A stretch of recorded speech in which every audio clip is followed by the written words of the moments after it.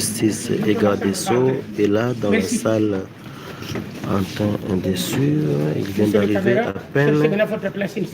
Merci beaucoup. Il vient d'arriver à peine dans la salle, mesdames et messieurs, fidèles abonnés de Je pense que vous m'avez suivi, s'il vous plaît. Merci de nous avoir. Ok, merci. Cherchez vos...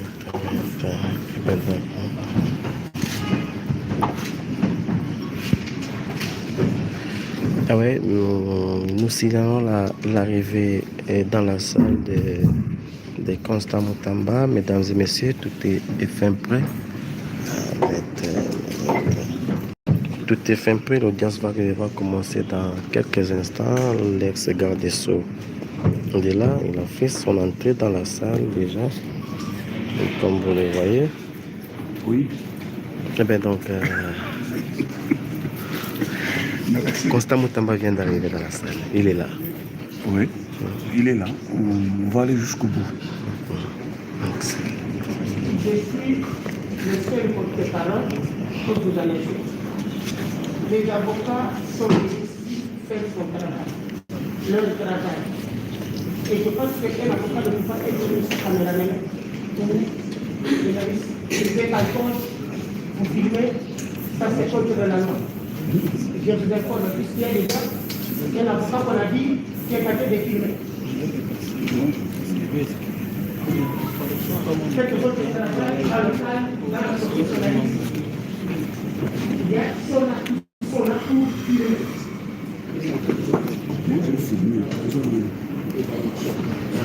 Je pense qu'on se connaît du texte. Faites le travail avec professionnalisme. Évitez la dépression.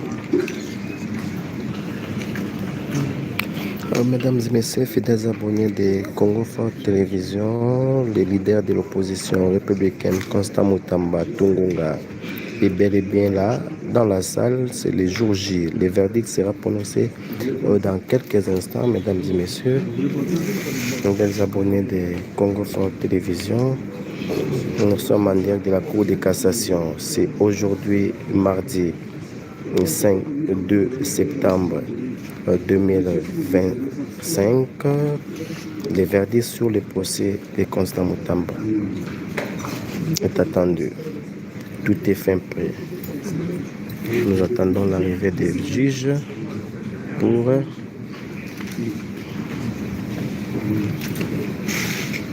rendre l'arrêt, pour rendre le verdict.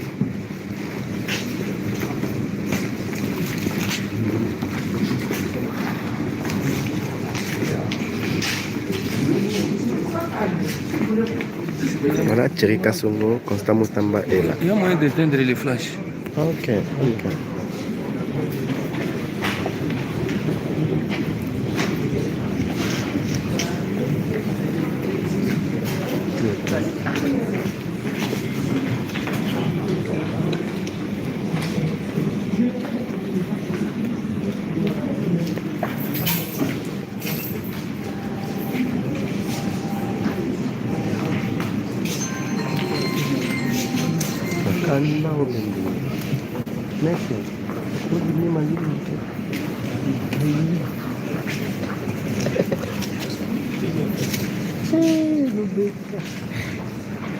ezokota biso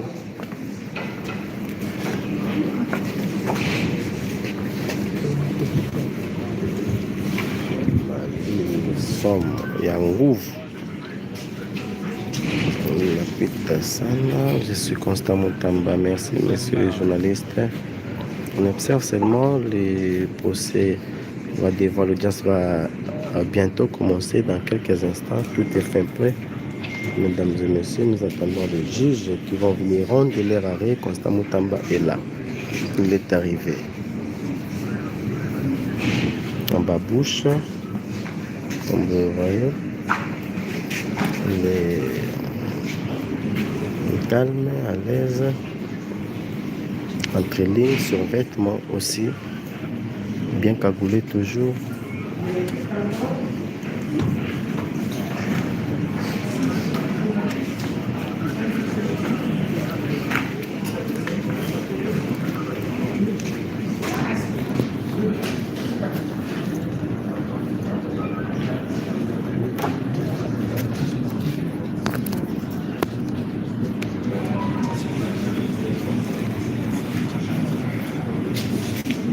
Là, Constant Moutamba, entouré par ses avocats qui sont là en train de checker, de préparer aussi. Hein.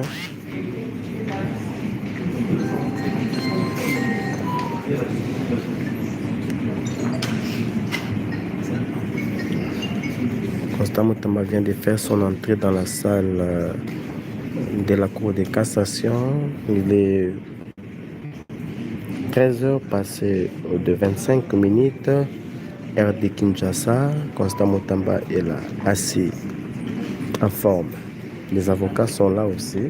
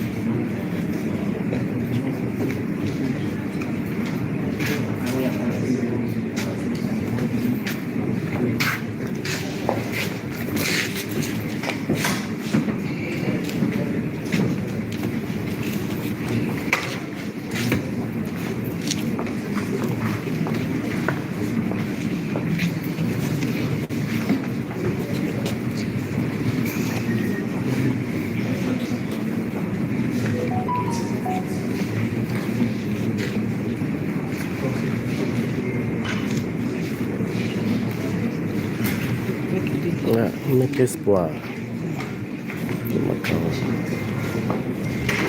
Donc aujourd'hui c'est le jour J, c'est le verdict. Ouais, nous aujourd'hui c'est le verdict, on est clair, nous de la défense, nous sommes venus pour l'acquittement de notre client, comme on a fait la plaidoirie, donc c'est la fête normalement pour nous aujourd'hui, nous avons confiance en notre justice, donc nous savons que c'est l'acquittement pur et simple de notre client, Maître Constant Moutamba. Donc on est confiant, on ne peut pas beaucoup parler, mais le déroulement du procès, vous l'avez suivi, que notre client a été déchargé par les témoins, que le ministère public prétendait qu'ils avaient la vérité. Et aujourd'hui, c'est aussi, comme notre client avait dit, l'histoire les rétablira. C'est le jour J. Nous, de la défense, nous savons que c'est l'acquittement pour notre client. Donc c'est la fête aujourd'hui, donc nous préparons déjà les champagnes. Merci Maître Espoir d'avoir répondu à nos questions. Constant Moutamba, concentré, il est là. Il est arrivé en sandales, babouche, calmement à l'aise, et cagoulé toujours en survêtement bleu blanc. Constant Moutamba reste imperturbable. Il est concentré, il attend pour avoir son sort. Pour savoir son sort, c'est quoi son sort? Qu'est-ce que les juges vont décider? Qu'est-ce que la justice congolaise va décider par rapport à son avenir? Eh bien, il est là, concentré, mesdames et messieurs, fidèles abonnés de Congo Fort Télévision. Merci de nous faire confiance. Nous sommes en direct de la Cour de cassation. Aujourd'hui, c'est le verdict sur ces procès historiques. Constant Moutamba. Bientôt, l'audience va commencer dans quelques instants, mesdames et messieurs. Ouais.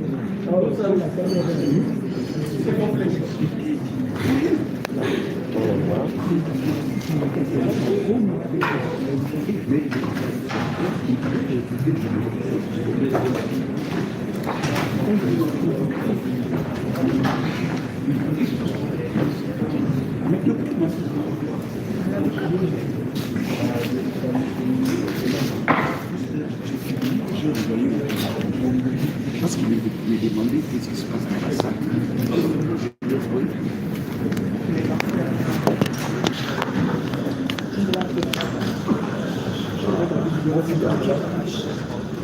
Ça, c'est le vidéo de ma vie.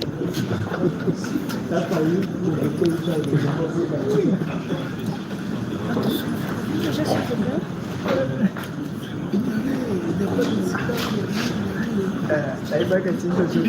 Je commençais à devenir célèbre de longtemps.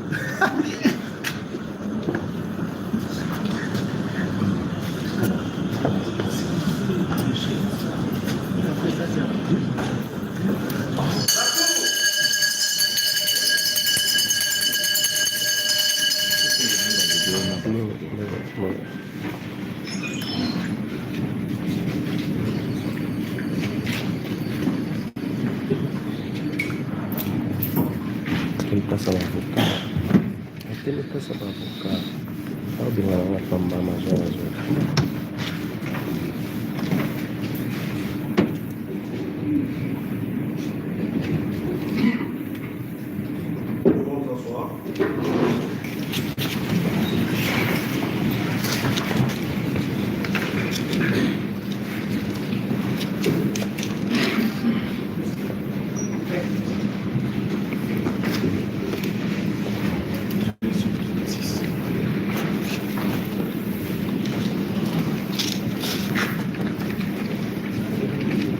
Il est 13h passé de quelques minutes ici à Kinshasa. Constant Mutamba est là. Avant de procéder à l'ouverture de l'audience de ce jour, la Cour tient à rappeler ce qui suit.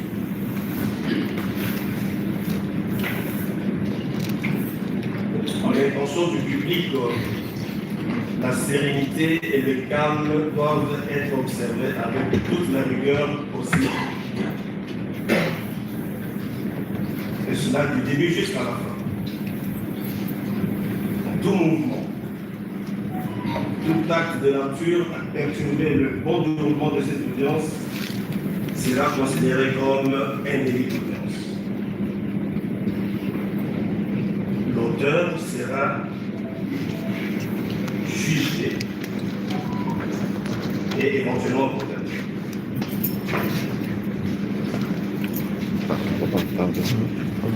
Aucune prise de photo, aucune prise de son.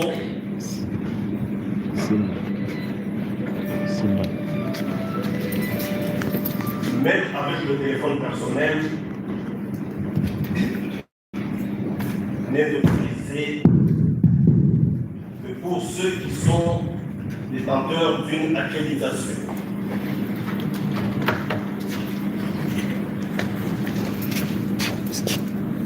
Les agents de l'ONU, ceux qui sont apparents et non apparents, sont mis devant leur responsabilité pour agir en cas de trouble à l'ordre public.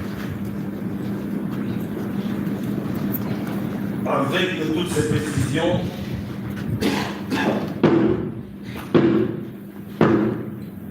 la Cour de cassation déclare ouverte sur l'audience publique de ce jour.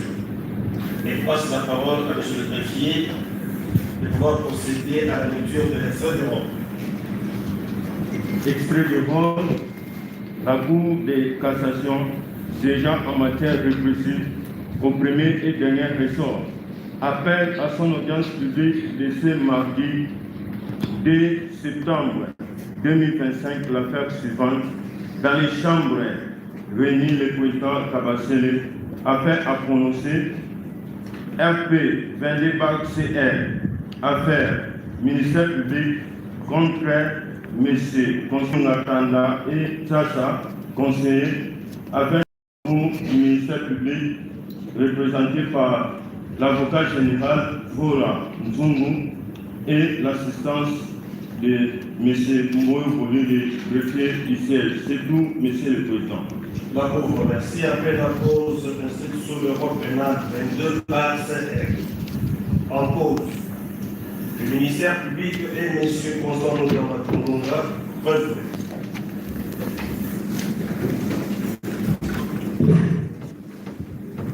Si le premier est dans la salle avec ses avocats, ils peuvent se présenter à la table.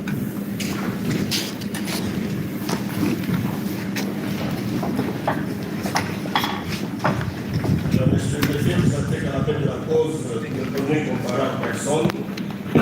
Le prévenu comparé en personne, assisté de ses conseils. Je suis maître Zeno Kiki Kiobo, avocat près de cour d'appel de Maïnoungue et de Kinshasa Matidi. Défense conjointe. Votre honneur, je suis Gérard Jules Dieudonné Kapemba Mouanana Loaraba. Je suis inscrit au tableau du barreau de Kinshasa Matete. Conjointement,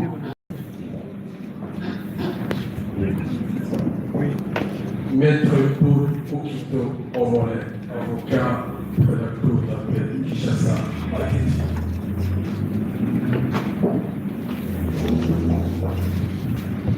Conjointement avec Maître Kalala Doufou Manapouté, avocat au barreau de Kinshasa Matete. Maître Kisombe Bisika Misasi Yves, avocat au barreau de Kinshasa Gombe.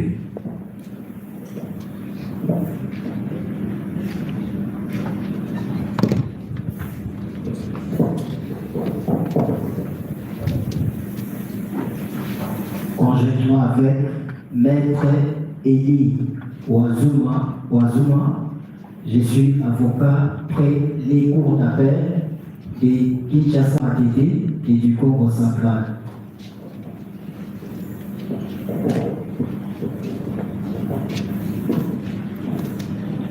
Comparé, Maître Mamakala Chiritas, avocat au barreau près la cour de Kinshasa Matete.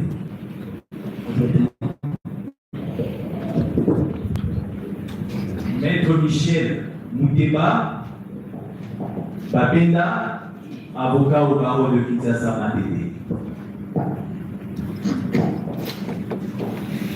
Il y a avocat au barreau de Kinshasa Gombe. Maître Freddy Molo est avocat inscrit au barreau de Kinshasa Matete. Maître Joseph Lokadi, avocat au barreau de Kinshasa Matete.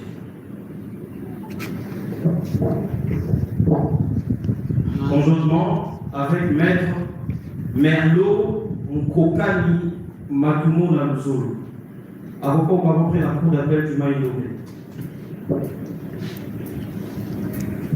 Conjointement avec Maître Olivier Moukou, je suis avocat au barreau de la Chambre.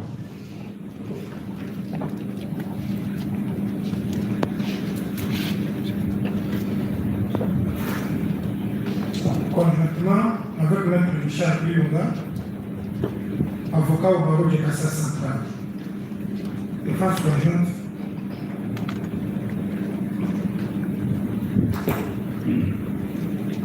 conjointement avec Maître Kilo Lopilador, avocat au barreau de Kinshasa Matete.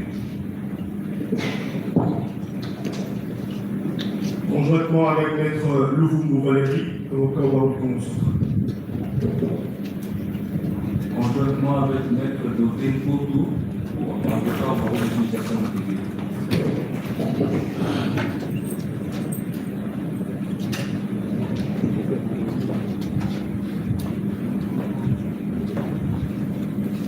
Conjointement avec Maître Mabouakidi Véronique, avocat au barreau pris la cour d'appel de Kinshasa Matete. Maître Mangola Ramazani Tripin, avocat au barreau de Kinshasa Matete.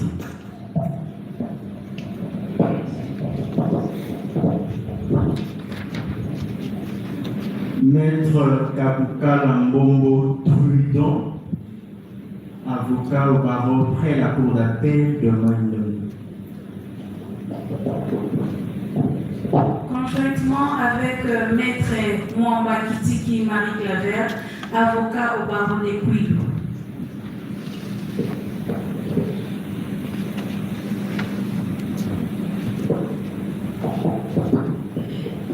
Maître Chérubin Bamon Mbimenet, avocat après la cour d'appel de Kinshasa Matete.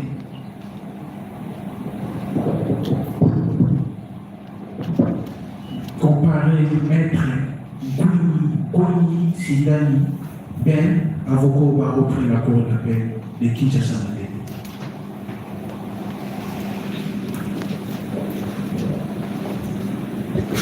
Conjointement avec Maître Jess Issio, avocat près la cour d'appel de Kinshasa Matete. Défense conjointe, Maître Kevin Taoma, avocat au barreau de Kinshasa Matete.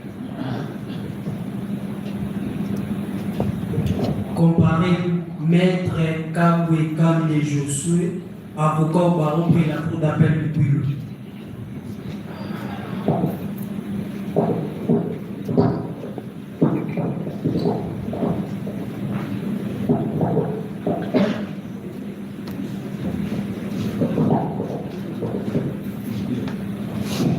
Conjointement avec Maître Sarah Kalanga, avocat au barreau de Kinshasa Matete. Conjointement avec Maître Planeti Kabimba, avocat au barreau de Kinshasa Matete. Conjointement avec Maître Lomamo Solomon Ifaget, avocat au barreau de Maïdo.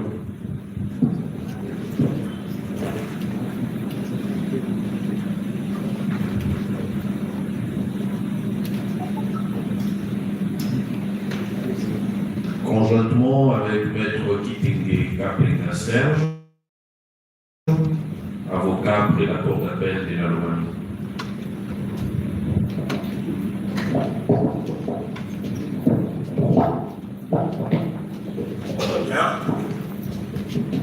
Faisant état de la procédure, la Cour constate que cette cause avait initialement renvoyé à l'audience du 27 août pour que la Cour puisse se prononcer.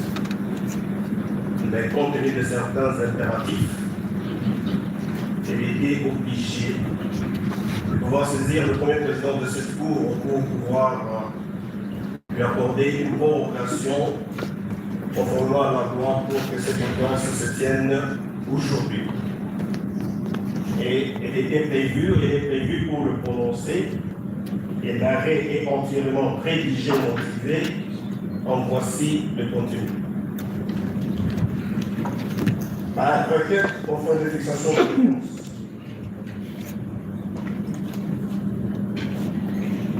Numéro 221, 2217 bar RMPV bar 0221 bar BGCCAS. Oui, Monsieur le Président, nous sollicitons avec votre autorisation sur le premier s'asseoir. Autorisé. Merci.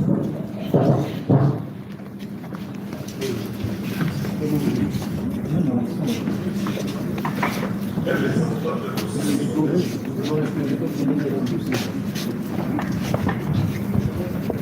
Cour répond. RP22-CR. En cause, le ministère public contre M. Constant Moutamba prévenu. L'arrêt qui est entièrement rédigé, motivé,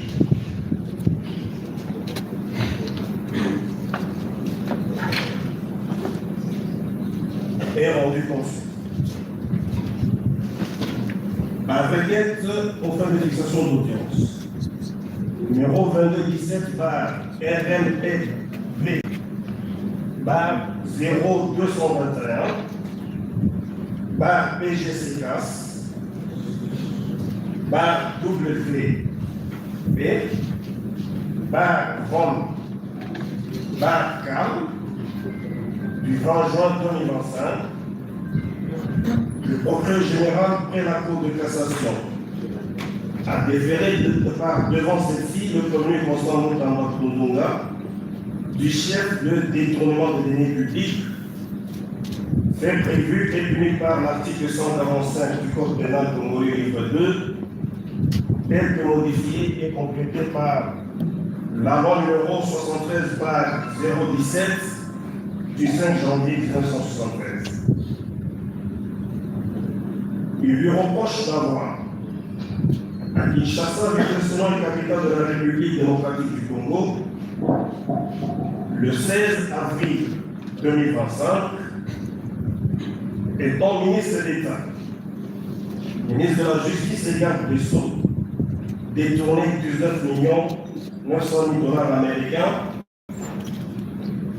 provenant du compte numéro 05101 010 24 84 54 01 28 bar USD, intitulé Ministère de la Justice V. Privao, ouvert en les livres de la Banque et versé au compte numéro 05100-25-101-011 45 17 50 01-47 intitulé Société Zion Construction SRL, ouvert dans les livres de la banque suisse visée au motif de versement d'un premier compte pour la construction à Kisangani d'un établissement pénitentiaire par la susdite société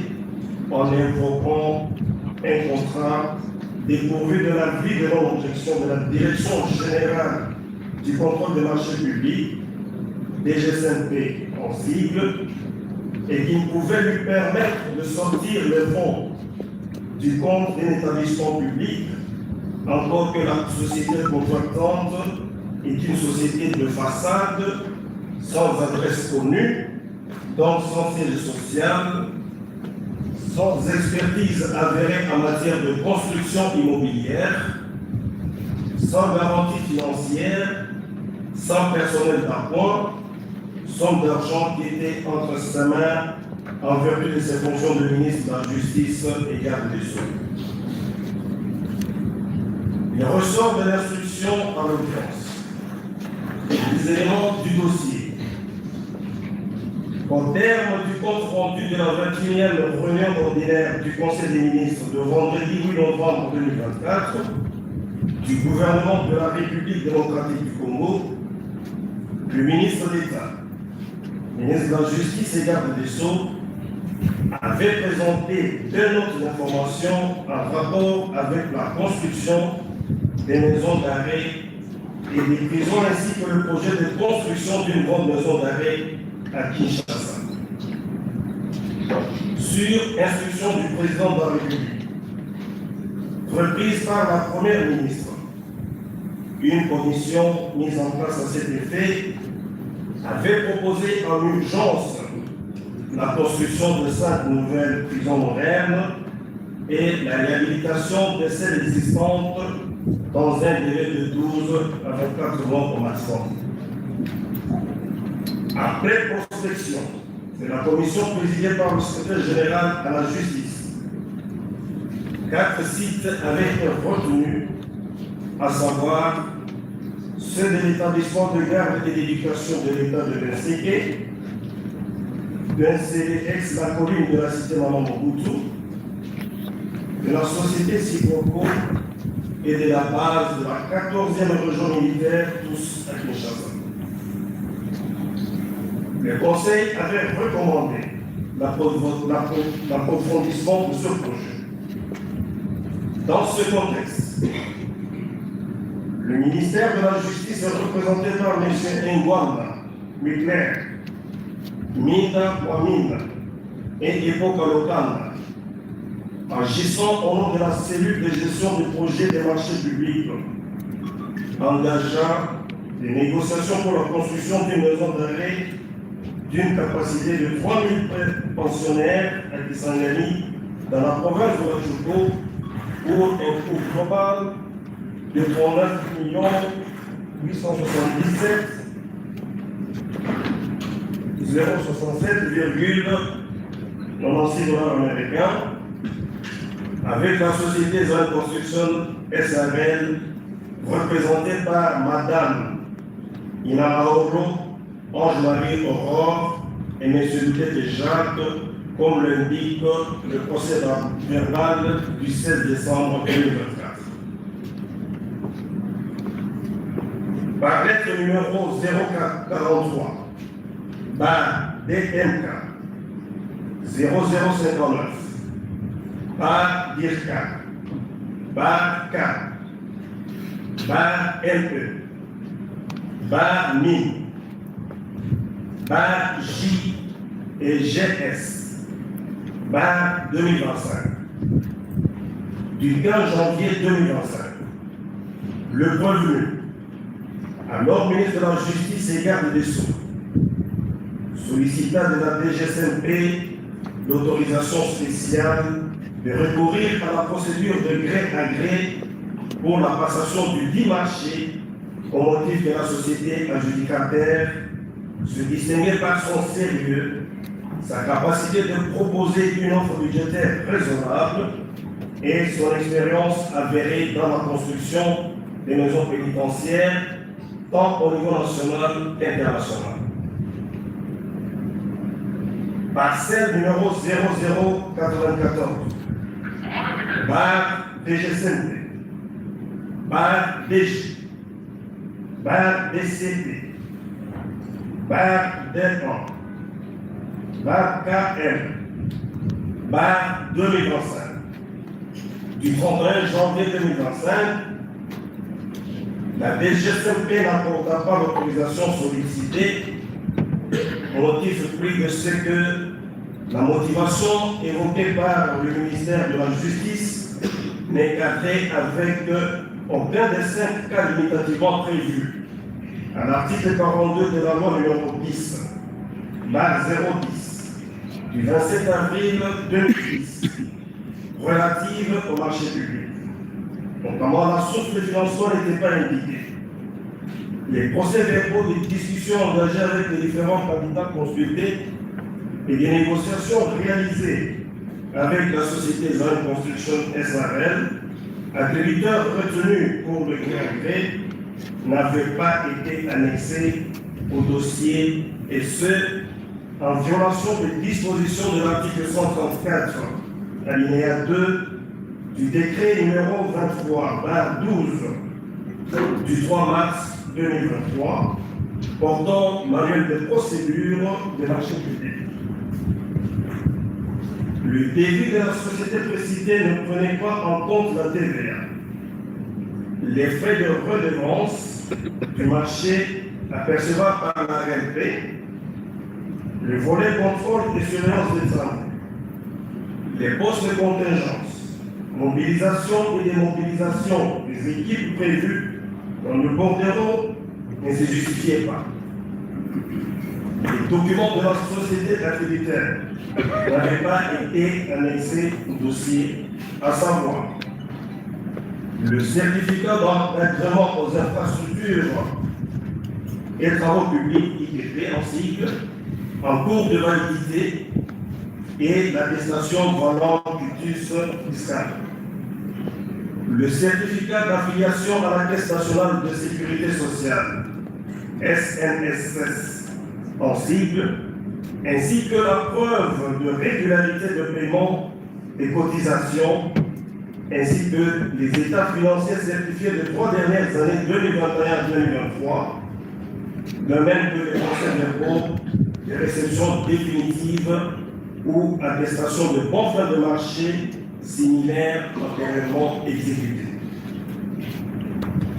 Par lettre numéro 333, bar DIRCA 002 bar K, bar LE, bar MI, bar J et GS, bar 2025, du 19 février 2025. Le prévenu renouvela la demande précitée au motif qu'il y avait urgence, que la construction des maisons d'arrêt exige des mesures sécuritaires d'un niveau supérieur à la norme actuelle et un secret de conception qui ne pouvait être garanti que dans le cadre d'un marché de gré à gré et que l'expertise de la société de construction SARL et la transparence des informations tant administratives que financières la concernant avaient forgé sa conviction à contracter avec elle.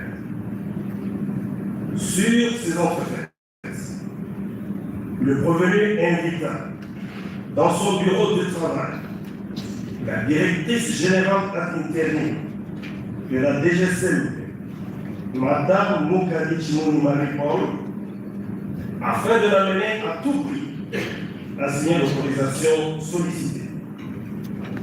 À cet effet, il lui tint des propos menaçants en lui exigeant de prendre en compte les raisons sécuritaires évoquées dans la précédente.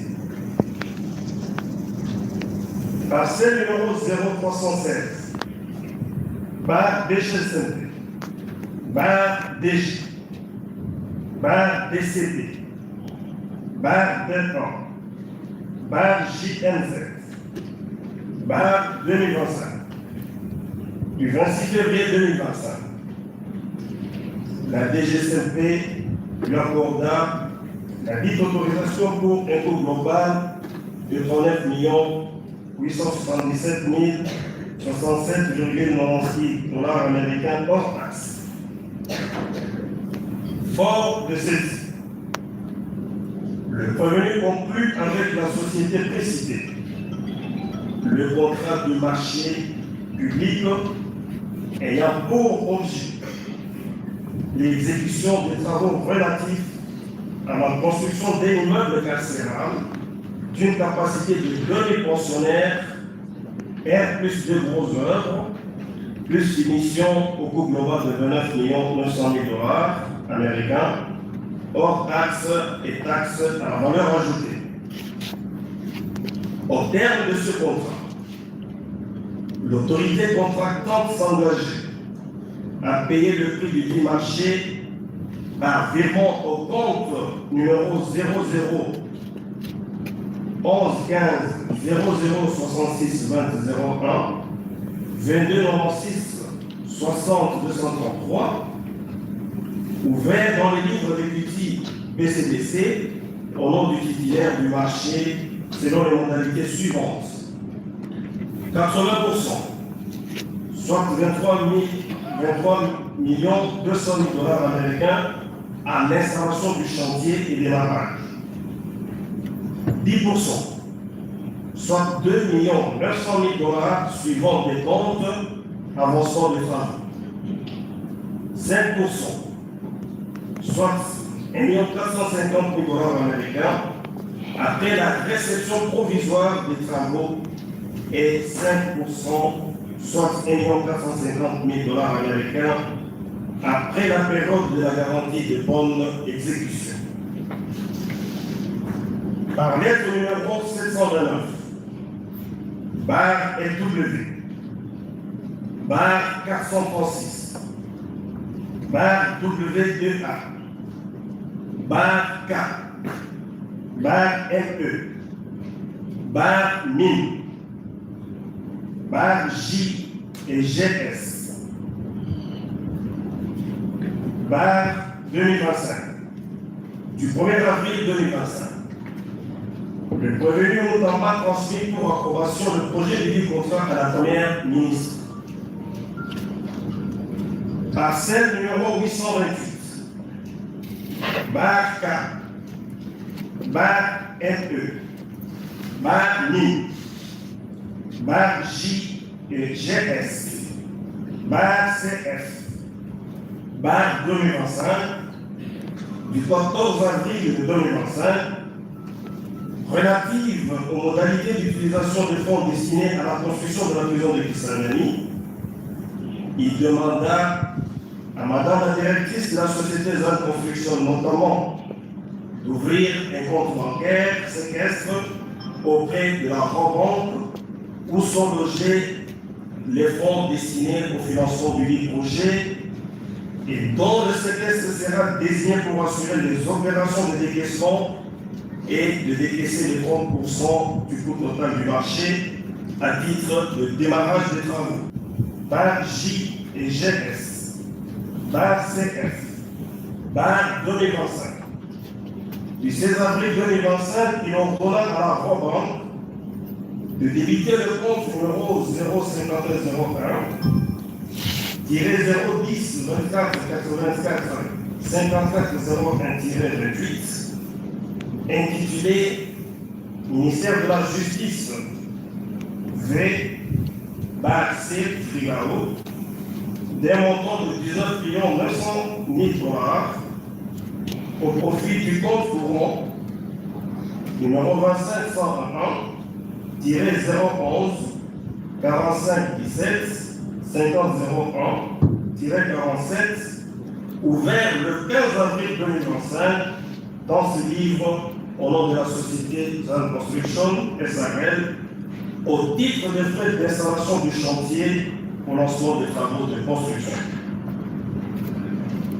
En exécution de la réquisition d'information numéro 0842, bar SE, bar 01, bar MNC, bar 2025, du 17 avril 2025, de la cellule nationale de renseignement financier, CNRF en abrégé, saisie de la déclaration de soupçon faite par cette dernière banque, l'officier de police judiciaire Bill Piasser procéda à la même date à la saisie du compte précité.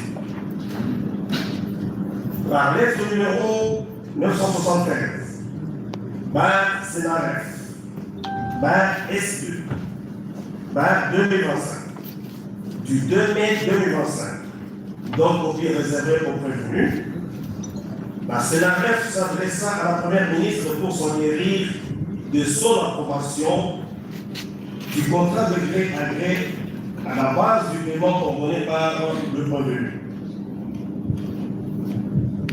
En réaction à celle-ci, le prévenu Moutamba par l'ancien numéro 991 bar LV 800 bar WEA bar K bar NE bar MIN bar J et GS bar 2025 du 7 mai 2025 fit savoir à la CNRF entre autres que la procédure de passation du marché avait été observée, en l'occurrence l'autorisation spéciale, l'avis de non-objection et la demande d'approbation de l'autorité compétente qui n'avait pas réagi dans le délai légal de 10 jours. Entendu sur les faits mis à sa charge, le prévenu Moutamba clame son innocence. Dans ses moyens de défense, il affirme n'avoir détourné aucun sou appartenant à l'État congolais, tous les fonds virés dans le compte de la société ZAN Construction étant intacts. Il indique que c'est le gouvernement qui l'avait chargé de construire une prison Kisangani et de se servir des fonds logés dans le compte intitulé ministère de la Justice VAC, suivant ouvert dans les livres de la Rome. Il explique que ces fonds sont alloués au ministère de la Justice conformément à la répartition des fonds destinés à la réparation des dommages causés par les activités illicites de l'Ouganda à Kisangani et ne sont pas à confondre avec ceux gérés par l'établissement public Freeman. Il poursuit que même si dans sa genèse, le projet visait la construction des prisons et des maisons d'arrêt à Kinshasa, les instructions verbales de la haute hiérarchie étaient claires qu'il était préférable de commencer par construire des prisons dans la province de la Choco, étant donné que les fonds concernaient les victimes de Kisangani. Il renchérit que c'est à tort que le ministère public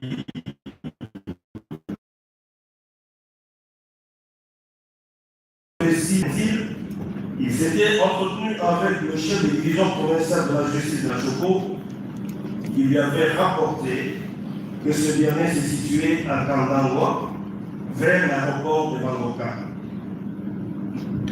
Il poursuit que les fonds prétendument détournés existent peut-être que prouvés par le ministère public lui-même, la CNRF, l'inspection générale des finances, ainsi que la banque, et qu'il n'y avait donc eu utilisation privative ni preuve de la perception effective du dit montant, ni la détention précaire par lui, ni sa transformation en possession définitive. Il en est clair que c'est à tort que le ministère public lui impute l'intention de s'approprier illicitement les 19 900 000 $, du moment que le marché de construction n'est pas fictif et que la société activitaire existe réellement et juridiquement, que celle-ci dispose des capacités techniques et financières requises, que le site de construction à savoir Kandangwa, compose de 17 km sur la route de l'aéroport de Bangoka-Kisangani, existe, qu'une maquette avait été faite par l'entrepreneur et mise à la disposition du maître de l'ouvrage et du gouvernement provincial, et que les travaux de construction n'ont pu commencer à cause du blocage des comptes de la société précitée. Il poursuit qu'il avait mis en place les mécanismes de formation et de contrôle qui excluaient toute possibilité de détourner pour les s'approprier les livres.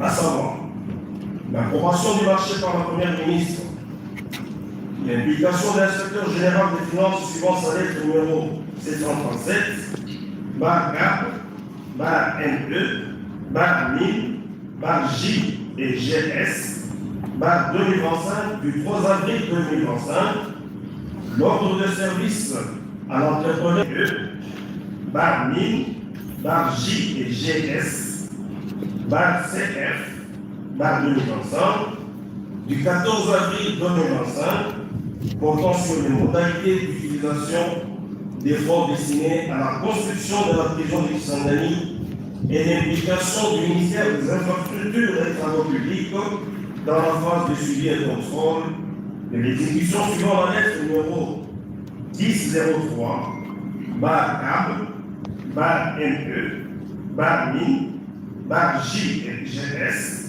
CF, 2025, du 9 mai 2025, relative à la demande des experts. Il fait remarquer que l'infraction du détournement ne rentre pas dans la catégorie des infractions susceptibles d'être commises à l'occasion des marchés publics. Profitant des thèses présentées par le ministère public à l'appui de l'accusation, il soutient qu'il ressort de la loi numéro 23-028 du 15 juin 2023 fixant les principes fondamentaux relatifs au régime pénitentiaire en ses articles 6, 25 et 26 que l'administration pénitentiaire est placée sous l'autorité du ministre de la Justice à qui il est reconnu le pouvoir de création, conception, construction et aménagement des établissements pénitentiaires. Il renchérit en disant que la loi de finances 2025 a prévu des crédits d'investissement pour la construction des prisons dans le budget du ministère de la Justice et sur pied de l'article 5 de C numéro 10/010 du 27 avril 2010 relatif au marché public, il est l'autorité contractante. Il souligne que mis devant ces évidences, le ministère public a abandonné cette thèse pour évoquer dans ses réquisitions l'absence d'implication du ministère des infrastructures et des travaux publics. Il note à ce propos que conformément à l'article 5 de la loi précitée, il a, par lettre numéro 1003, barre 4, barre LE, barre MIN, barre J et GS, barre CF, barre 2025, du 9 mai 2025, saisit son collège des infrastructures et travaux publics pour assurer le contrôle et la surveillance du marché des travaux. Quant à l'absence de l'implication de la cellule de gestion des projets et des marchés publics du ministère de la Justice et du secrétaire général, il précise que le ministre de la Justice est la personne responsable des marchés publics, conformément à l'article 4 du décret numéro 10/32 du 28 décembre 2010 portant création de la cellule précitée. Par contre, il assure en vertu de l'article 13 de la loi relative au marché public la gestion des projets et la passation des marchés publics. Le secrétaire permanent n'est pas qu'un de ses collaborateurs. Selon lui, le témoignage du secrétaire général, M. Bodo King, renseigne qu'il était effectivement impliqué dans ce projet, quand bien même aucune disposition légale l'y oblige. Sur la question du non-respect des procédures, il fait valoir qu'après avoir obtenu l'autorisation spéciale de la DGSNP, le défaut de l'avis de non-objection n'a pas pour effet d'invalider celle-ci. Et dans le cas sous examen, dit-il, cette absence est découverte par l'approbation tacite de la première ministre qui n'a pas répondu à sa demande dans le délai requis. Il précise que la réponse tardive de l'autorité approbatrice est non avouée et que la nullité du contrôle de marché public pour défaut d'avis de non-objection soutenue par le ministère public ne repose sur aucune base légale. Quant aux menaces sur la directrice générale de la DGSNP, Mme Mukachimouni Mariko, le premier fait remarquer qu'ils n'ont jamais été démontrés par cette dernière, ni lors de son audition à la police judiciaire, ni devant le magistrat instructeur. Des intimidations alléguées par elle pour la mener à donner l'autorisation spéciale n'ont pas été non plus confirmées par un quelconque témoignage. Pour lui, cette déposition faite in suspecto tempore devant le ministère public est fausse et invraisemblable. Cependant, il reconnaît l'avoir reçu dans son cabinet pour échanger sur les modalités pratiques de suivi de construction et de réhabilitation de prison. Il souligne que la demande d'autorisation spéciale est examinée collégialement par une commission spécialisée et non par la précité dont le rôle ne se limitait qu'à la notifier. Il soutient avoir sollicité, conformément au point 4 et 5 de l'article 42 de la loi relative au marché public, l'autorisation de gré à gré, motif pris d'une part de l'urgence évoquée lors de la 21e réunion ordinaire du Conseil des ministres, et d'autre part la sécurité découlant de la nature de ce contrat. Il considère que la modification ultérieure à la baisse du montant du marché indiqué dans l'autorisation spéciale ne remet pas en cause celle déjà accordée, en ce qu'elle ne porte que sur la validation du motif de recourir à la procédure de gré à gré. Elle est, conclut-il, conforme au principe fondamental de l'économie budgétaire prescrit par l'article 3 de la même loi. Quant à la nullité du contrat pour défaut de l'avis de non-objection, il opine que lors de l'examen du projet de contrat pour avis de non-objection, les questions liées au motif de gré à gré, de la capacité ou de la qualification du candidat ne se posent plus. À ce stade, affirme-t-il, la DGCP ne vérifie, conformément à l'article 11, 25e du décret numéro 10/27 du 28 juin 2010, portant création, organisation et fonctionnement de la Direction générale du contrôle des marchés publics que la conformité technique et juridique du contrat. Il poursuit. Ayant sollicité l'approbation de la Première ministre par sa lettre réceptionnée le 1er avril 2025, celle-ci est tacitement acquise après l'expiration du délai légal de 10 jours. Ainsi, la contestation de cette approbation tacite pour défaut d'avis de non-objection est dénuée de tout fondement. Il fait remarquer que l'approbation n'a pour but que de vérifier la disponibilité du crédit, conformément à l'article 3 du décret portant modalité d'approbation des marchés publics et délégation des marchés de services, des marchés de services publics. Pour lui, la lettre numéro 4, barre P1, barre CTS, barre EPK, PPP, barre CKF, barre 2025, barre 1404, du 8 mai 2025 de la Première ministre, n'ayant pas remis en cause le budget du contrat, indique clairement que la question de financement des travaux de construction de la prison de Kisangani par le compte du ministère de la Justice, à partir des fonds issus de l'indemnisation par l'Ouganda, était convenu au gouvernement. Sur l'attribution du marché à une société de façade, il réaffirme que la société Zone Construction a une existence réelle et juridique. Elle répond ainsi aux critères de qualification prévus par l'article 13 de la loi relative au marché public. Quant à la question de sa capacité financière, il fait remarquer que le capital social souscrit est conforme à l'article 311 de l'acte uniforme sur les sociétés commerciales et groupements d'intérêt économique, et que le capital social n'a pas d'impact sur le marché et sur le chiffre d'affaires à réaliser.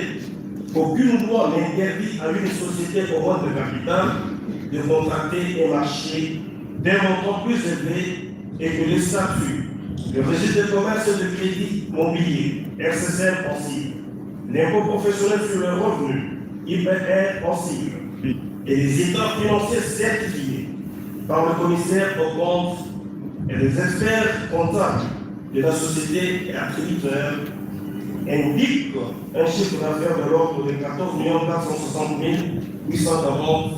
842 $ américains pour l'année 2024.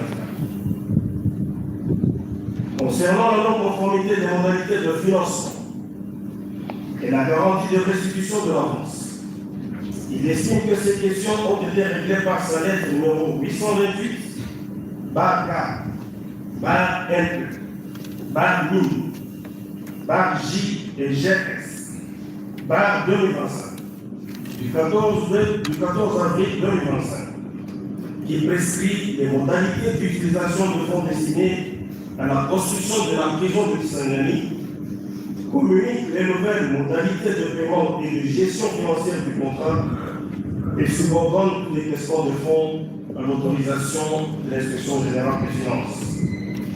Cette lettre, dit-il, constitue un avenant au contrat précité par ordre de service conformément à l'article 188 du décret du 3 mars 2023 portant manuel des procédures des marchés publics.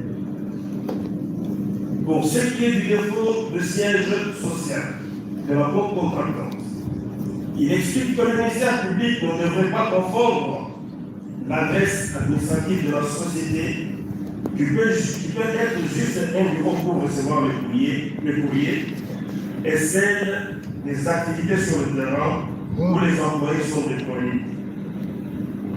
S'appuyant sur la déposition de la renseignante Tonton Catin, gestionnaire de l'immeuble CDC, il déclare que cette dernière a affirmé qu'elle a appris que la société Zan Construction partageait le bureau avec la société MK Architecture de M.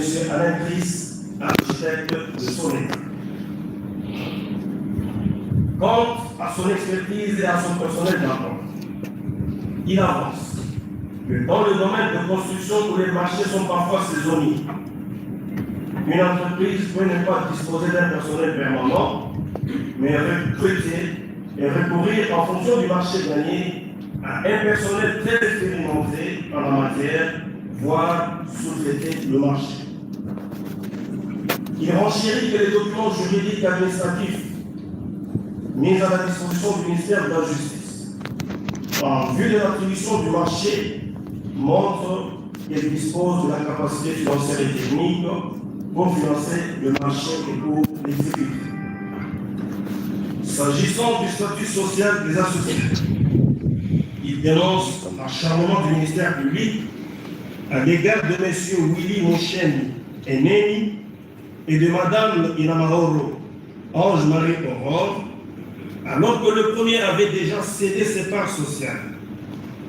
Il explique que les associés ne sont pas responsables des dettes sociales, mais sont responsables des dettes sociales qu'à concurrence de leur mise en ce que l'immatriculation confère à la société un patrimoine propre. Il précise que les associés au sein d'une SARL n'ont pas la qualité de commerçant et n'engagent aucune responsabilité pénale des faits de la société. Quant au caractère séquestre du compte ouvert dans les livres de la Roban, il révèle que, selon les dépositions de M. Hervé Sossong et Amon Sossong de la Roban, le compte devra d'abord être courant avant de devenir séquestre par convention de partie. Il invoque à ce sujet sa lettre du 14 avril 2025 précitée, adressée à la directrice générale de la société Zan Construction, qui lui avait recommandé d'ouvrir un compte séquestre à la banque précitée où étaient logés les fonds destinés au financement du dit projet. Pour ce qui est des travaux d'études de sol, le prévenu Moutamba soutient que cette question a été balayée par le témoignage du professeur Tito Limbaya de l'Université de Kinshasa, qui a affirmé que les travaux d'études de sol du site ont été réalisés par lui sur consultation de M. Alain Chris via la société MK Architecture, sous-traitée par la société Zan Construction.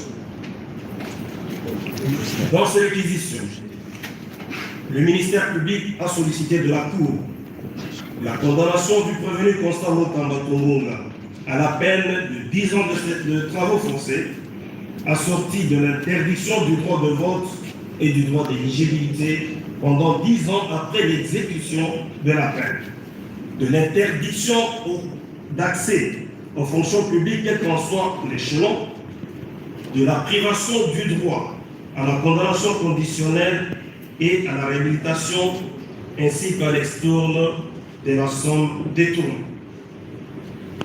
La Cour de cassation note que l'article 145 alinéa 1er du Code pénal livre 2 dispose que tout fonctionnaire ou officier public, toute personne chargée d'un service public ou parastatal, toute personne représentant les intérêts de l'État ou d'une société étatique, au sein d'une société privée, parastatale ou d'économie mixte en qualité d'administrateur, de gérant, de commissaire au compte ou à tout autre titre, tout mandataire ou préposé de personnes énumérées ci-dessus, qui aura détourné des deniers publics ou privés, des effets entraînant lieu, des pièces, titres, actes, effets mobiliers qui étaient entre sa main, soit en vertu, soit à la raison de sa charge, sera puni à 20 ans de travaux forcés. Il est récent de l'analyse de cette disposition légale que l'infraction de détournement est l'acte dans lequel l'individu déterminé par l'enfant qui a reçu entre sa main, soit en vertu, soit à raison de sa charge, des fonds appartenant ou confiés aux organismes publics ou des fonds confiés aux organismes publics, mais destinés aux particuliers ou des biens, de les distraire de leur originelle affectation. Il peut donc porter sur les deniers publics et résulter de la vente ou du don de la chose à un tiers, de sa mise en gage, du refus de la restitution, bref, de tout acte par lequel l'agent se comporte en propriétaire. Son établissement dans le chef d'être revenu requiert, ou s'agissant de la qualité de l'emploi, la Cour retient que l'article 147 du Code pénal livre congolais livre du Code pénal de mars 2019, modifiant et complétant le décret de janvier 1940, entend par agent public tout fonctionnaire ou tout employé de l'État ou de ses institutions, y compris ceux qui ont été sélectionnés, nommés ou élus pour entreprendre des activités ou exercer des fonctions au nom ou au service de l'État à tout niveau de sa hiérarchie. Dans le cas d'espèce, la Cour constate qu'au moment des faits, en sa qualité de ministre d'État, ministre de la Justice et garde des Sceaux, le prévenu Constant Moutambakomouna était incontestablement agent public. Concernant la chose objet du détournement, elle relève qu'elle peut consister en des deniers privés, des effets entraînant lieu, des pièces, titres, actes, effets mobiliers et des deniers publics. Ces derniers sont définis comme étant l'argent de l'État, des collectivités publiques et des établissements publics soumis au régime de la comptabilité publique. Il s'agit complètement de fonds et disponibilités financières, en l'occurrence l'argent liquide ou sommes inscrites au crédit des comptes bancaires. En l'espèce, la Cour note que le prévenu avait coordonné le virement au compte de la Société de construction de 19 900 000 $ américains qui appartenaient au gouvernement congolais et provenaient de la cote-phare de ce dernier sur l'argent versé par l'État ougandais pour la réparation des dommages causés par la guerre dans la partie orientale de la République démocratique du Congo. En effet, en exécution de l'arrêt de la Cour internationale de justice, numéro Prod général 116, du 9 février 2022, qu'il avait condamné au paiement de 325 millions de dollars destinés à l'indemnisation individuelle, collective et aux réparations des dommages environnementaux, la République de l'Ouganda verse de l'argent dans le compte ministère de la Justice VC Fumaro, qui est réparti entre le Fonds spécial de réparation et de l'indemnisation aux victimes des activités ici de l'Ouganda dans la République démocratique du Congo, où leurs ayants droit Fumaro en est origine.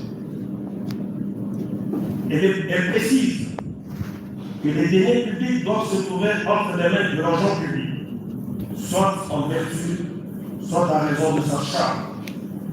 Il doit donc soit en être dépositaire public directement ou indirectement, soit que ceux-ci lui ont été remis, n'ont pas signé autorisé à l'exiger, mais spontanément par suite de la confiance que commande la position qu'il occupe.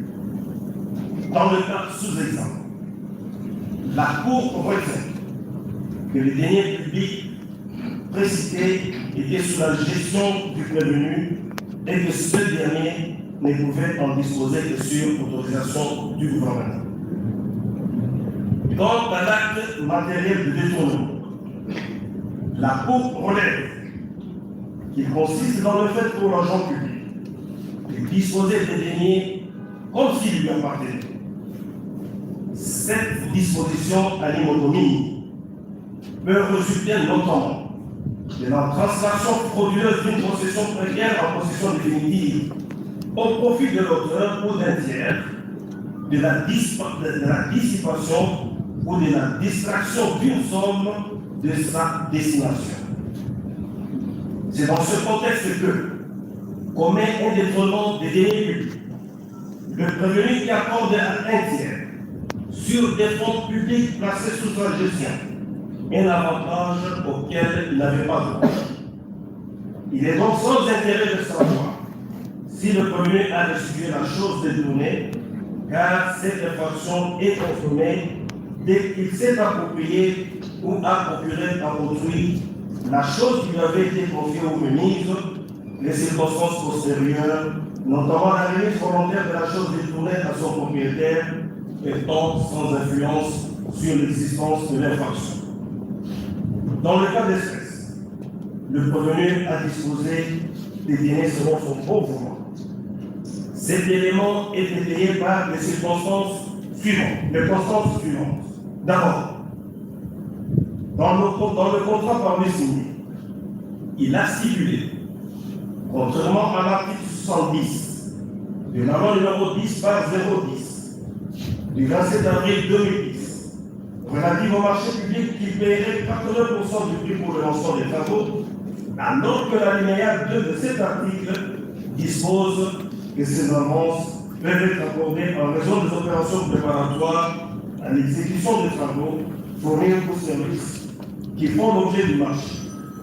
Leur montant total ne peut en aucun cas excéder 30% du montant du marché initial pour les travaux des prestations intellectuelles. Le lendemain de l'ouverture de celui-ci, sans s'assurer qu'il s'agissait d'un compte séquestre, alors que dans sa lettre numéro 828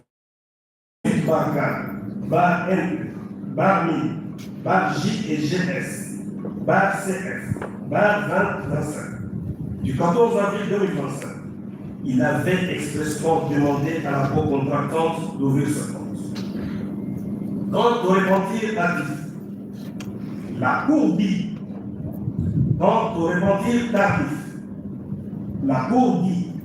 qu'il est révélé par la lettre numéro 1003, bar K, bar N, bar MI, bar J et GS, bar CF, bar 2025, du 9 mai 2025, adressé au ministre d'État, ministre d'Infrastructures et Travaux publics, lui demandant des experts, alors qu'il savait que le compte était déjà saisi par la Cellule nationale de renseignement financier et les poursuites déjà engagées. Par ailleurs, dans sa lettre numéro 991, bar LW 800, bar W2A, bar K, bar FE, bar MI, bar J et GS, bar 2025, du 7 mai 2025, adressé à la CNRF, il avait postement affirmé qu'il avait obtenu l'avis de non-objection auprès de la DGCNP. La Cour juge que ces violations répétées des règles de procédure et la précipitation dans la passation de ce marché avaient pour objectif de capter les fonds de l'État en vue d'enrichir frauduleusement la société en construction.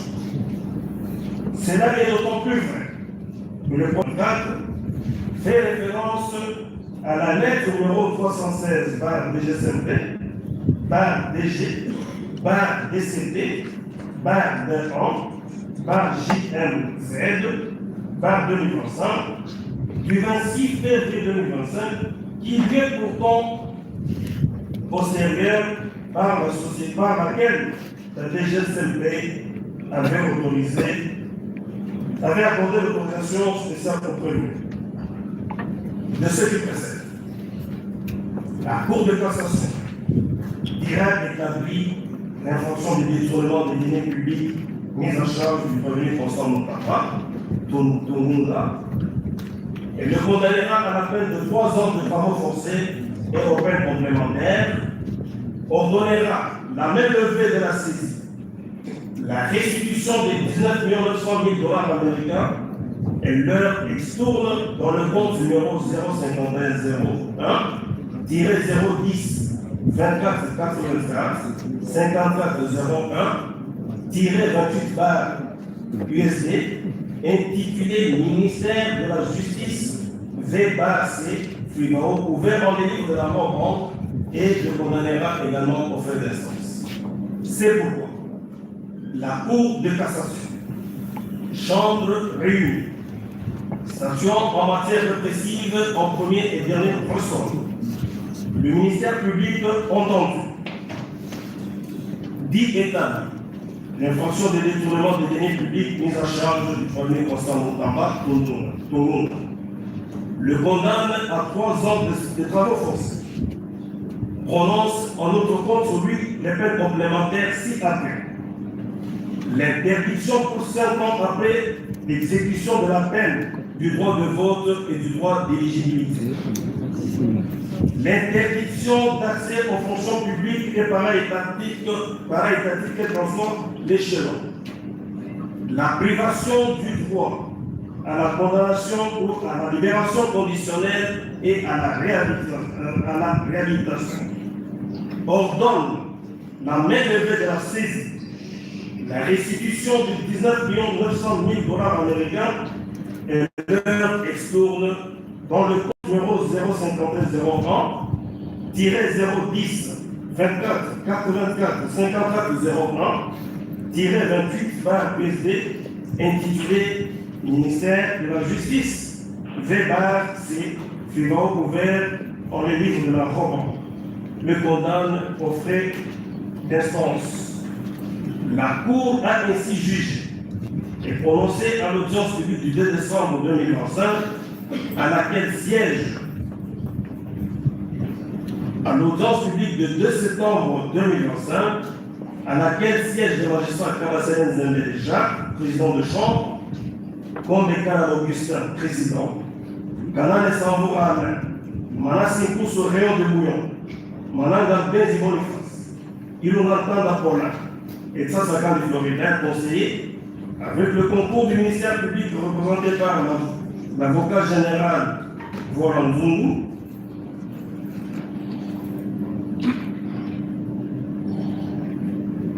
et l'assistance de M.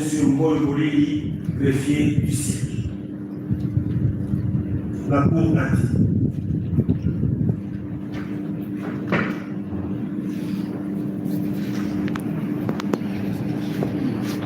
Mesdames et messieurs, fidèles abonnés de Congo Phare Télévision, vous avez vu les verdict tombé, Constant Moutamba condamné à 3 ans de prison ferme avec interdiction de postuler, éligibilité de 5 ans. Dans 5 ans, parce que ici.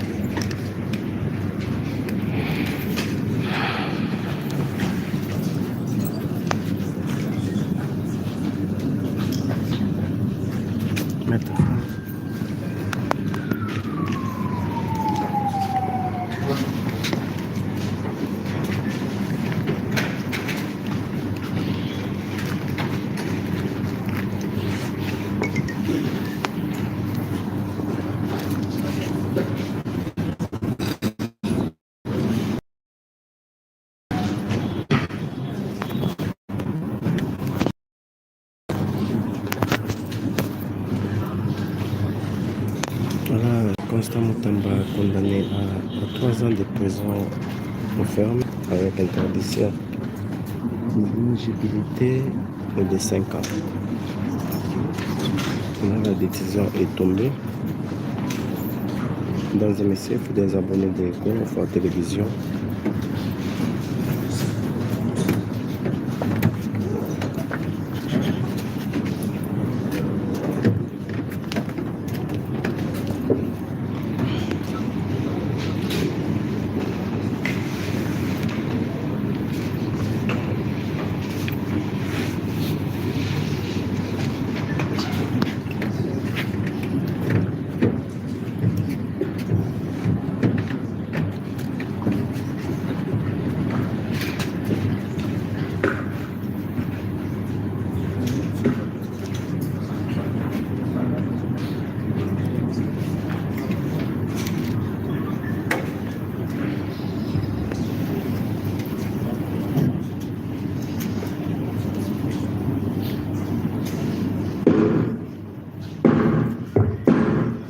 Plus rien n'est subsistant à l'extérieur de Rome, l'audience est levée.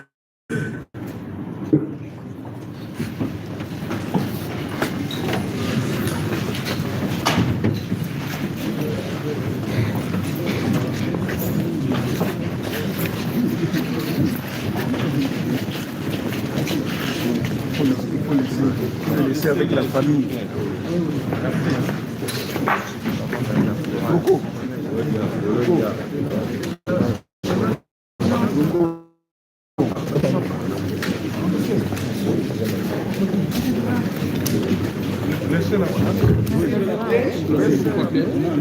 S'il vous plaît, caméraman. Caméraman, laissez la place.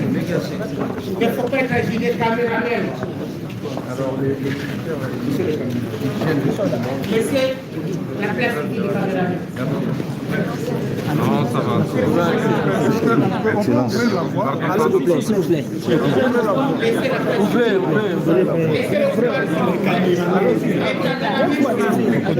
Excellence. Excellence, on reste ensemble. Excellence, on est ensemble. On reste ensemble, excellence. Excellence, on est ensemble. Courage. Yes.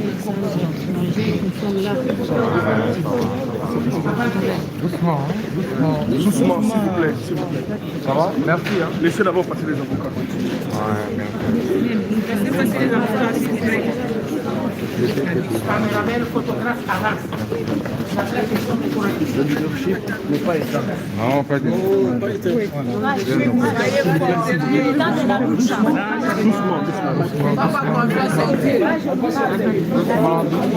Doucement. Attendez. Laissez passer les avocats. Avancez. S'il vous plaît.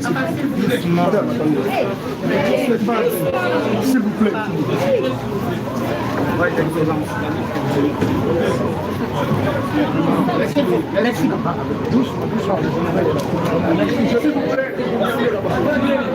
Ne soyez pas agité.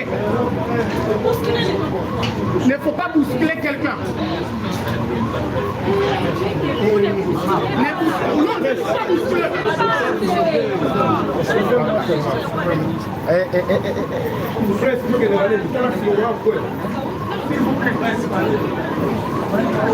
Alors on a blindé. Oh, quoi, ça l'a oui, presse, s'il vous plaît. S'il vous plaît, presse. La fille d'examen est derrière vous. On est là. Camarade, s'il vous plaît. Merci. Monsieur, s'il vous plaît. S'il vous plaît. S'il vous plaît. Je parle avec maître. Oui, d'accord. Vous êtes devant Jadon. Allez-y. La bataille que j'ai fait, je ne sais pas ça. D'accord, mon collègue. S'il vous plaît. Excellence. Alice, continue.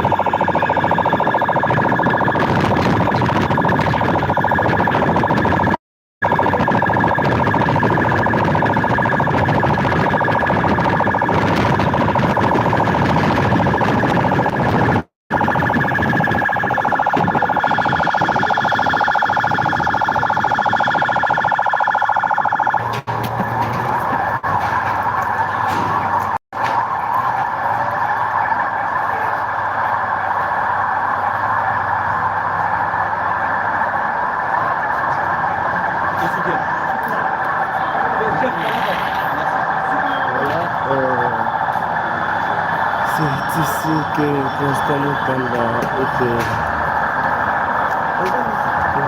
Est-ce que le faire direct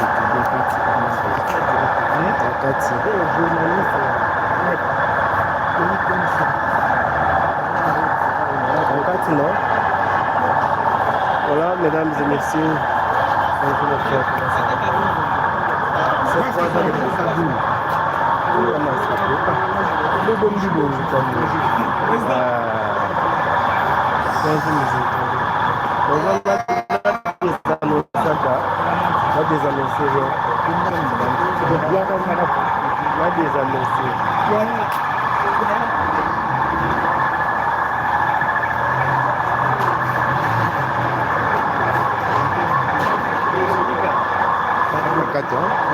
D'accord.